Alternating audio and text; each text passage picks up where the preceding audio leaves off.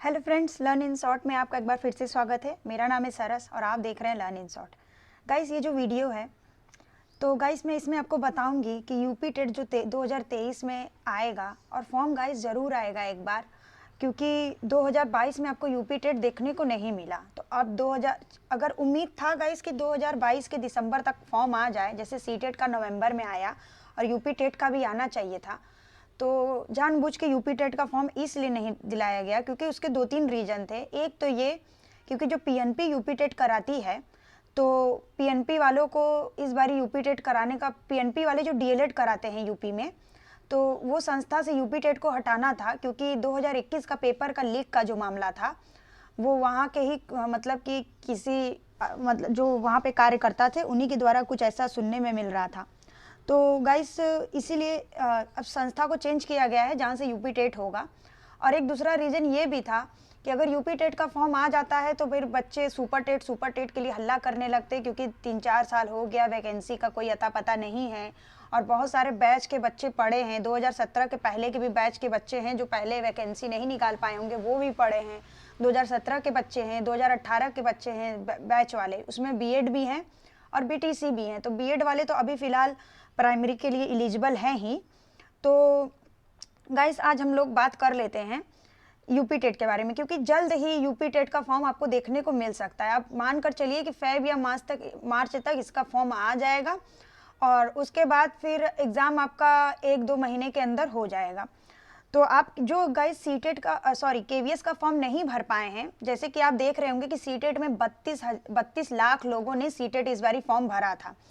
तो जिसमें से क्या था कि आप केवीएस में देख रहे हैं तो बीएड बीटीसी मिलाकर लगभग 10 लाख के करीब फॉर्म भराया है आपका केवीएस का।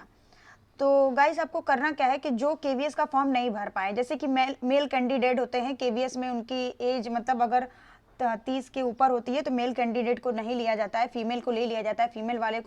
फीमेल कैंडिडेट को 10 साल का एज रिलैक्सेशन मिलता है और मेल कैंडिडेट को नहीं मिलता है। तो यूपी टेट में क्या सुपर टेट में क्या होगा कि अगर आप मेल कैंडिडेट को भी 40 साल तक मतलब 40 साल तक की उम्र वाले को मेल कैंडिडेट को भी ले लिया जाता है सुपर टेट में। तो वैसे तो सुपर टेट का फॉर्म इस साल जरूर आएगा गाइस 2023 में। ये मानकर चलिए कि अगर 2023 में आप अगर नौकरी पा लेते हैं तो फिर ये मानकर चलिए कि 2000 फिर अगर 23 में जो भी वैकेंसी आ गई 24 तक सिलेक्शन हो जाएगा। उसके बाद फिर आपका 2028-27 के पहले कोई आपको वैकेंसी शायद ही देखने को मिले। ये 100% नहीं है, लेकिन अब गवर्नमेंट, अब देखिए क्या हुआ ना कि 2 साल जो कोरोना आ गया तो सरकार को और मौका मिल गई। वैसे सरकार भी बिजी थी, एक गवर्नमेंट को हम लोग ज़्यादा ब्लेम भी करते रहते हैं, लेकिन एक अकेला आदमी भी क्या करे। वैसे तो सब उसके सरकार के हाथ में ही निहित होती है, लेकिन कोरोना का टाइम ही ऐसा था ना कि जिनके घर में कोरोना से पीड़ित हुए वही दुख समझ सकते हैं कि क्या होता है। कोरोना एक बहुत बड़ा ही मतलब प्रॉब्लम था, मतलब सरकार को भी इससे सामना करना पड़ा, सरकार भी सब चीज़ें संभाल रहा था। तो आपको इसीलिए 2020 में और 2021 में वैकेंसी देखने को नहीं मिला और ऐसे ही करते करते आपका 2022 भी लुढ़कते बुढ़कते 2022 के आखिरी में आपको केवीएस का वैकेंसी मिल गया। क्योंकि 22 में नहीं आता तो आपका 24 में इलेक्शन भी है। इलेक्शन वाला साल जो होता है पूरा उसमें आपका इलेक्शन वाले साल में ही चल जाता है। 2023 से देखिएगा इलेक्शन की तैयारी स्टार्ट हो जाएगी और वो आपका 2024 आधा ऐसे ही बीत जाएगा इलेक्शन के चक्कर में। तो अभी जो भी वैकेंसी वगैरह है वो इसी साल आपको ज़्यादा देखने को मिल सकती हैं, इस साल आधा मतलब आधे साल तक में। उसके बाद भले वो मतलब कि एग्ज़ाम के बाद ज्वाइनिंग कभी भी कराएं सुपर टेट का, लेकिन आपको वैकेंसी ज़रूर मिलेगा। उसके पहले आपको यूपी टेट मिलेगा। तो गाइस आपको क्या करना है, यूपी टेट का सिलेबस उठाना है।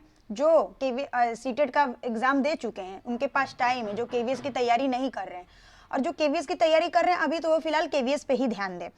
तो गाइस देखिए, आप यूपी टेट का सिलेबस में आप मेरे टेलीग्राम चैनल से जुड़ जाइएगा। मैं आपको इस वीडियो के डिस्क्रिप्शन में दे दूंगी अपना टेलीग्राम चैनल का लिंक, मैं उसमें इसका पीडीएफ शेयर कर दूंगी और मैं साथ ही साथ इसके बाद एक सुपर टेट का सिलेबस के लिए बना दूंगी। तो अब आप क्या करिए, जो खाली हैं, जिन्होंने सी टेट का एग्ज़ाम दे दिया है या जो देने वाले भी हैं, उसके बाद वो तुरंत ही यूपी टेट की तैयारी में लग जाइए। क्योंकि अगर आप यूपी टेट क्वालिफाई भी हैं और मुझे तो ये पता है कि पूरे यूपी में ही बहुत सारे लोग हैं, और अगर सुपर टेट की वैकेंसी आ भी जाती है, जैसे कि 2021 में ही बोला गया था कि 17,000 पदों पे भर्ती होगी, 2022 में, और ये बात आया था इलेक्शन के पहले, जब मुख्यमंत्री जी का चुनाव था उसके पहले आया था, लेकिन चुनाव के बाद ये सब चीज़ें फिर ख़त्म हो गई। तो फिर क्या हुआ कि 17,000 सबको बहुत कम लग रहा था कि 17,000 नहीं, कंपटीशन ज़्यादा है। और अगर जैसे बीएड वाले बाहर हो जाते हैं, मान लीजिए ये, तब फिर हो सके कि डीएलएड वाले ही अगर पीआरटी में रह जाते हैं, तब तो कंपटीशन ज़्यादा नहीं है। लेकिन अगर बीएड वाले भी रहेंगे और बीटीसी वाले भी रहेंगे और मेल कैंडिडेट अगर रहेंगे, मतलब एज रिलैक्सेशन मिल जाता है उनको, तो फिर मान कर चलिए गाइस, आपका अगर 30-40 हज़ार भी वैकेंसी आ जाता है, इतना तो लगभग आएगा ही वैकेंसी जब भी मिलेगा आपको केवीएस की तरफ। पीआरटी में जैसे केवीएस का आया है 6,062 समथिंग, तो आपको ऐसा यूपी टेट में नहीं मिलेगा। यूपी टेट में आपको कम से कम 20,000 के ऊपर ही वैकेंसी देखने को मिलेगी, क्योंकि बहुत ज़्यादा पद खाली है। पूरे 72 जिला है यूपी में, जिसमें आपको एक एक जिले में 3-4 हज़ार ऐसे पद खाली मिल रहे हैं, 3-4 हज़ार, 2,000, 2,500 ऐसे ही। तो गाइस अभी हम लोग क्या करते हैं, हम लोग यूपी टेट के सिलेबस में आते हैं। तो देखिए, आपको यूपी टेट की तैयारी में अभी से लग जाना है। जो केवीएस की तैयारी नहीं कर रहे हैं वो यूपी टेट की तैयारी करें। और इस बारी यूपी का 1/4 नंबर जुड़ने का बात सुनने को मिल रहा है, तो आप ये कोशिश करिए कि अच्छा लगेगा। देखिए, वैसे तो मेरा ये खुद का एक्सपीरियंस है कि यूपी टेट का जो पेपर होता है वो सीटेट से काफ़ी ज़्यादा कठिन होता है। मैंने दोनों पेपर दिया है, तो मुझे सीटेट का पेपर बहुत इजी लगा। वो इजी इसलिए है, बहुत पहले मुझे ऐसा लगता था कि दोनों सेम है, और लेकिन बाद में मुझे ऐसा पता चला है पेपर देने के बाद, क्योंकि पहले मैं बहुत ज़्यादा चीज़ों से जुड़ी हुई नहीं रहती थी, मुझे जानकारी नहीं रहता था, बस मैं फॉर्म भरती थी और जाके एग्ज़ाम दे देती थी, तैयारी भी नहीं करती थी। तो मैंने ऐसा जब पहली बार किया था, तो एकदम मैं, मतलब ये नहीं बोलूँगी कि मैंने फर्स्ट अटैम्प्ट में ही सीटेट यूपी टेट पास कर लिया। मैं नहीं पास कर पाई, क्योंकि मैं जब पहली बार यूपी टेट का फॉर्म भरी और कुछ महीने बाद एग्ज़ाम हो गया, फिर मैं देने चली गई। मैं बस ऐसे ही गई और उसके बाद मेरा कोई तैयारी नहीं रहता था, क्योंकि मैं पढ़ाई के साथ साथ जॉब भी करती थी, तो फिर मैं ध्यान नहीं दे पाती थी कि कैसे मुझे करना है। फिर जब मुझे लगता था कि दोनों सेम है, क्योंकि पांच सब्जेक्ट उसमें भी है, 5 सब्जेक्ट इसमें भी है फर्स्ट पेपर में, तो फिर आपको ज़्यादा प्रॉब्लम नहीं है। लेकिन बाद में मुझे लगा कि उसमें तो आपका सिर्फ पेडागॉजी का कॉन्सेप्ट है सीटेट में, जबकि यूपी टेट में ऐसा कोई कॉन्सेप्ट नहीं होता। उसमें क्या होता है कि शिक्षा शास्त्र को बहुत ज़्यादा महत्व दिया जाता है आपको सीटेट में, और वो बहुत ज़्यादा ईजी है यूपी टेट से। और यूपी टेट क्या है कि यूपी टेट में आपको कंटेंट चीज़ों को पढ़ना है, जो मतलब कि आपको एक तरीके से, देखिए सीटेट में आपको समझना रहता है। मैं यहाँ पे लिख देती हूँ, वैसे मैं ये सीटेट वर्सेट यूपी टेट नहीं बना रही हूँ, लेकिन मैं एक वीडियो बना दूंगी कि सीटेट वर्सेट यूपी टेट। तो देखिए यूपी टेट में क्या है, यूपी टेट में क्या है कि आपको कंटेंट चीज़ों को पढ़ना रहता है आपको, और मतलब कि आपको रटने, मतलब एक तरीके से रटने वाले चीज़ों को पढ़ना पड़ता है कि आप मतलब पढ़िए, उसको दिमाग में घुसाइए। और सीटेट में क्या है, सीटेट में आपको जो चीज़ें हैं, पेडागॉजी का सिस्टम ज़्यादा होता है इसमें आपको चीज़ों को समझना होता है, समझ के आपको देना होता है। और देखिए गाइस, देखिए रटने से ज़्यादा समझने वाली चीज़ बहुत अच्छा होता है। जैसे सीटेट में एक बार आप अगर किसी थ्योरी को समझ लेते हैं और वो आपको सब में चलाना पड़ेगा, जैसे कि आपका एनसीएफ है और आरटी है और एनईपी है, उसके अलावा ये सारे सीटेट के पार्ट हैं। तो लेकिन यूपी टेट में देखिए गाइस, आपको अभी से लगना पड़ेगा तब जाकर, और आपको सारे सब्जेक्ट को देखना है। ऐसा नहीं कि आपको मैथ इंग्लिश को छोड़ देना है, नहीं, आपको सारे सब्जेक्ट को समझना है। तो गाइस हम लोग आते हैं, पहला नंबर जो है बाल विकास एवं शिक्षण शास्त्र। देखिए ये है आपका ऊपर आपको दिख रहा होगा, कक्षा 1 से लेके 5 तक के लिए प्राथमिक स्तर का, ठीक है। तो पहला सब्जेक्ट आपका आ जाता है बाल विकास एवं शिक्षण शास्त्र, जो आपको सीटेट में भी देखने को मिलता है।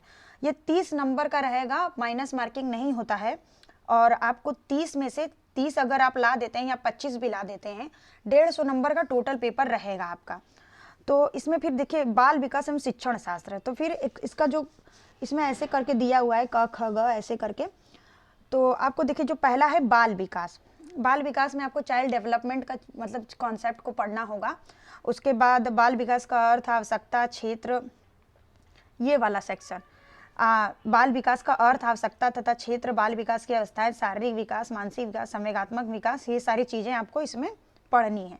उसके बाद फिर सीखने का अर्थ तथा सिद्धांत, मतलब लर्निंग का आपका जो मीनिंग है, उसके बाद फिर उसके जो सिद्धांत है, प्रिंसिपल्स हैं, उसको आपको पढ़ना है। भाई अधिगम के बारे में जो आप सीटेट में पढ़ते हैं, कुछ चीज़ें आपके सीटेट की इसमें काम आ जाएंगी, कुछ चीज़ें, ना कि पूरी चीज़ें।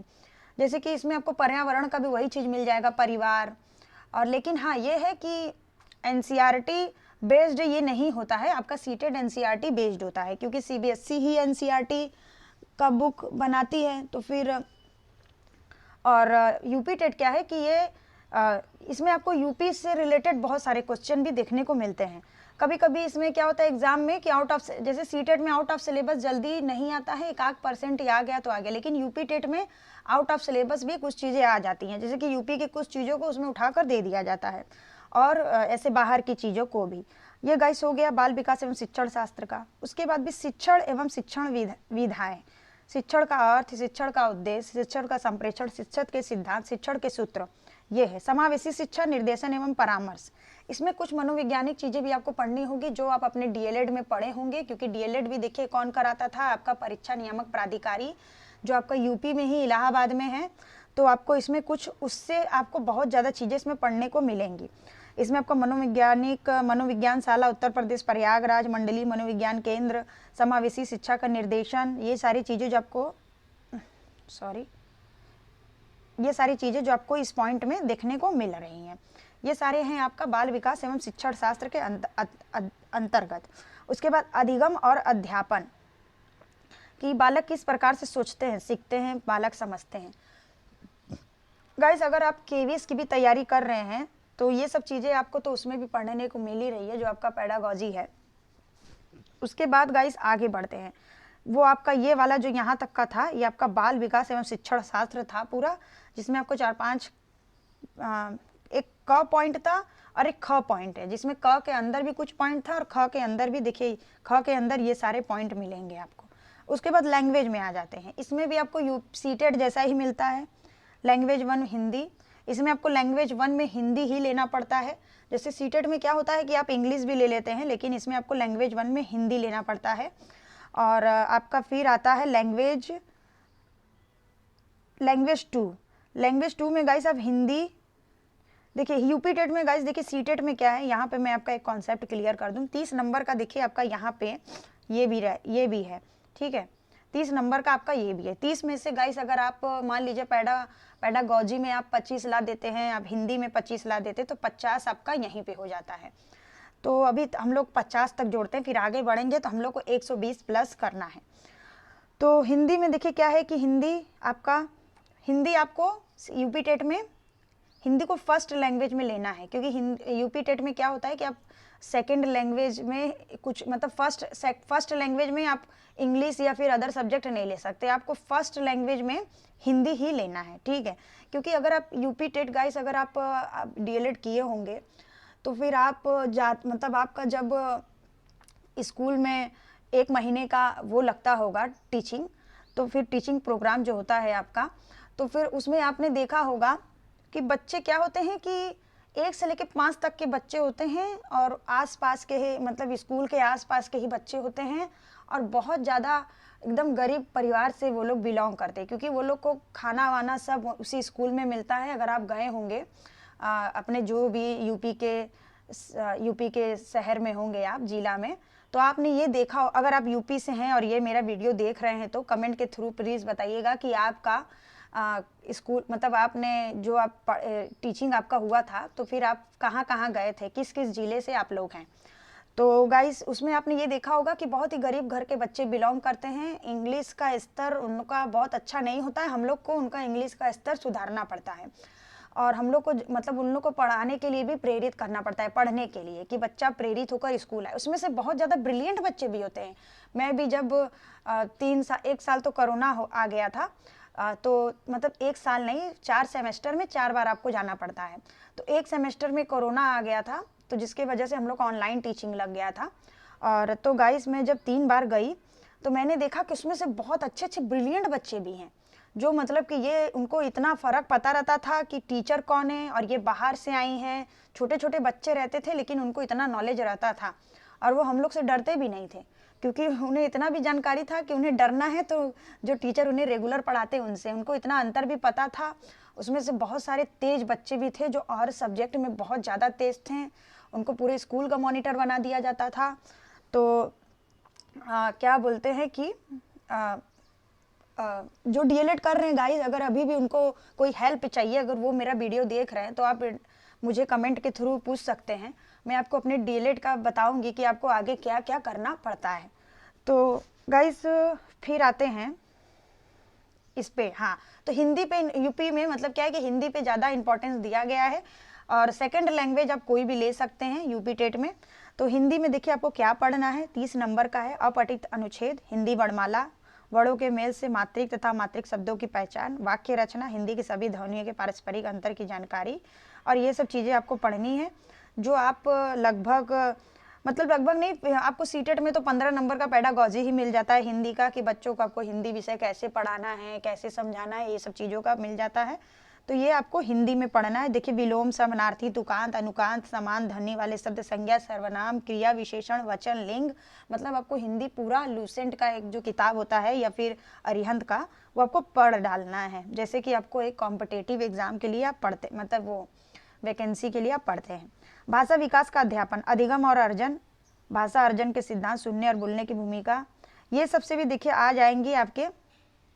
ये इसमें खंड दिया हुआ है, इसमें भी आपका कुछ ये सब पॉइंट्स इसमें भी बन जाता है कि आपको, लेकिन ज़्यादा इसमें देखिए पेडागॉजी वाला कॉन्सेप्ट इसमें नहीं होता है, इस सीटेट में ही ऐसा होता है। उसके बाद देखिए सेकंड लैंग्वेज है। सेकंड लैंग्वेज में गाइस आपको इंग्लिश मिलेगा, इंग्लिश ले सकते हैं आप, या फिर उर्दू ले सकते हैं, या फिर आप संस्कृत ले सकते हैं। उसके बाद गणित आ जाता है। 3 विषय है, जैसे कि अगर आप कोई उर्दू पढ़ाना चाहे या संस्कृत पढ़ाना चाहे, देखिए आप अगर गाइस क्लास, आपका अगर जॉब लग जाता है यूपी में और आप अगर जाते हैं तो क्लास 1 to 5 में आप उसमें आपको फिर संस्कृत भी पढ़ाना पड़ता है वहाँ पे, और आपको सुपर टेट में भी आपको संस्कृत देखने को मिलेगा। तो इसीलिए आप कोई भी एक सब्जेक्ट ले सकते हैं, ज़्यादातर लोग इंग्लिश लेते हैं। बहुत ऊपर आ गए, हिंदी तक हम लोगों ने देख लिया था, अब हम लोग इंग्लिश पे आ जाते हैं। अगर आप इंग्लिश लेना चाहते हैं तो, और ज़्यादातर लोग इंग्लिश ही लेते हैं वैसे, तो मैं इसीलिए इंग्लिश का कुछ बता दे रही हूँ। आपको पैसेज से मिलेगा, जैसे आपको गंधांश बंधांश से मिलता है हिंदी में। उसके बाद फिर subject and predicted, kinds of sentence, part of speech, kind of noun, pronoun, adverb, adjective, verb, जो आपको ये सारी चीज़ें आपको सब में देखने को मिलेगी। Preposition, conjunction, tense, article, punctuation, word formers, active passive, ये सिंगुलर प्लूरल और जेंडर, ये आपको सब में देखने को मिलेगा। अगर केवीएस का भी आप कुछ सिलेबस उठा लेंगे या सुपर टेट का भी, तो ये सब चीज़ें आपको उसमें मिलेंगे ही, भले हाँ 1-2 पॉइंट को बढ़ा दिया जाता है। उसके बाद आ जाते हैं उर्दू में।